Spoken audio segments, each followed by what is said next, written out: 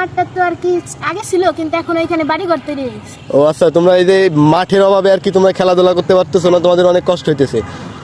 ক্রীড়ায় শক্তি, ক্রীড়ায় বল, মাদক ছেড়ে খেলতে চল, শিক্ষা নিয়ে গর্ব দেশ, মাদক মুক্ত বাংলাদেশ। তো এই মাদক মুক্ত বাংলাদেশ গড়ার মূল চাবিকাঠি আমি মনে করি খেলাধুলা।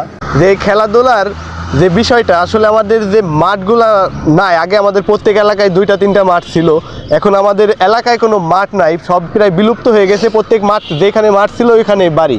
তো সেই বিষয়ে আঙ্কেল আপনি একটু কিছু বলেন।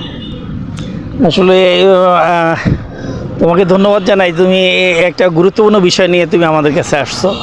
আমাদের উদ্দেশ্যই যেটা হলো তোমার যে উদ্দেশ্য যে ক্রিয়াই শক্তি ক্রিয়াই বল, মাদক থেকে মাদক ছেড়ে খেলতে চল, এইটাই তো সত্য কথা। যদি সুস্থ থাকতে চাই তাহলে আমাদের কি করতে হবে? মাদক মুক্ত থাকতে হবে। আর মাদক মুক্ত থাকার একমাত্র মাধ্যম আছে ক্রীড়া অঙ্গনটা। ক্রীড়া অঙ্গনে মাদকের কোনো অবস্থান নাই। এই খেলাধুলার কারণে কি আসলে মানুষ যুব সমাজ নেশা থেকে বের হইতে পারে কিনা, সেই বিষয়ে আপনি একটু কিছু বলেন। যদি খেলাধুলো আমরা যদি করি তাহলে এই নেশার দিক থেকে আমরা বেঁচে থাকার জন্য একটা সুযোগ পাবো।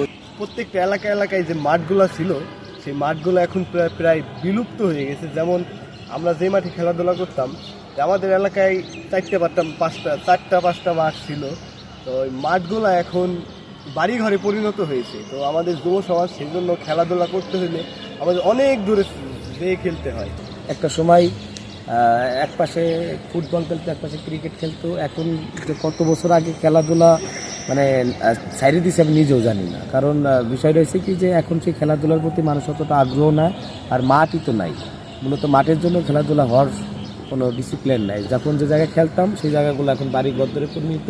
খেলাধুলা না করে আর কি তোমরা এইভাবে ছাড়তো, সেটা কারণটা কি বলো তো? ওই আমাদের মাঠটা তো আর কি আগে ছিল, কিন্তু এখন এখানে বাড়ি ঘর তৈরি হয়েছে। ও আচ্ছা, তোমরা এই যে মাঠের অভাবে আর কি তোমরা খেলাধুলা করতে পারতেছো না, তোমাদের অনেক কষ্ট হইতেছে। ও, তোমরা কি চাও যে আবার খেলাধুলা করার জন্য এরকম? হ্যাঁ, আমাদের নির্বাচনীয় যে সরকার আসবে আর কি, তাদের কাছে আমাদের অকুল আবেদন এই যে আমাদের মানে প্রত্যেকটা এলাকায় একটা মিনি স্টেডিয়াম দেওয়া হোক। তো এটাই আমাদের দাবি। তো এই জিনিসটা নিয়ে আপনারা একটু ভাববেন।